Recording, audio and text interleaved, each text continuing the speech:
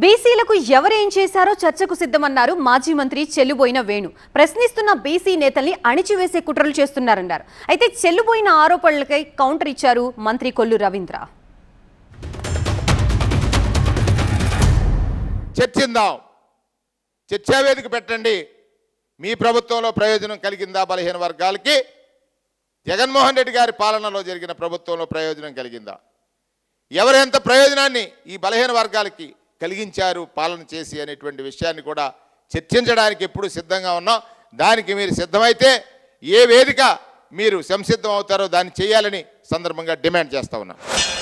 మీ 5 ఏళ్ల పాలనలో అనగదొక్కితే ఈరోజు మళ్ళీ ఆ బలహీన వర్గాలకి ఒక అండా దండగా ఈ ప్రభుత్వం ఉంటూ ముందుకు తీసుకెళ్తా ఉంటే ఈరోజు కుట్రలు పన్నే కార్యక్రమాలకి గర్జన పేరుతో కుట్రలు చేస్తున్నటువంటి వైఎస్ఆర్ పార్టీ నాయకులారా, ఈరోజు మీకు అర్హత లేదు. ఈరోజు ప్రభుత్వం చేస్తున్నటువంటి మంచిని డెఫినెట్గా బలహీన వర్గాలందరికీ కూడా చేరే విధంగా మేమందరం కూడా కృషి చేస్తాం.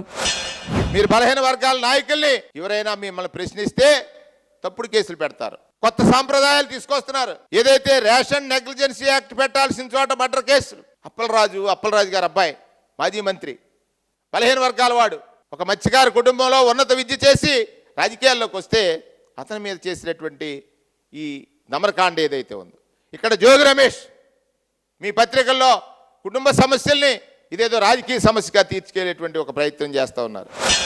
మరి ఇవాళ చూసాం, సొంత కోడల్ని అదనపు కట్నం కోసం మరి చిత్రహింసలు పెట్టారని చెప్పి ఆ తల్లి వచ్చి వాళ్ళ పోలీస్ స్టేషన్లో కంప్లైంట్ ఇచ్చే పరిస్థితికి వచ్చిందంటే మీ యొక్క నైజం, మీ యొక్క ఆలోచనలు. ఇవాళ మరొక నాయకుడు చెల్లుబోయిన వేణుగోపాల్ గారు ఆ రోజున బలహీన వర్గాల యొక్క మరి తలదించుకునే విధంగా మోకరిల్లి మరి దండాలు పెట్టావే సుబ్బారెడ్డి గారికి.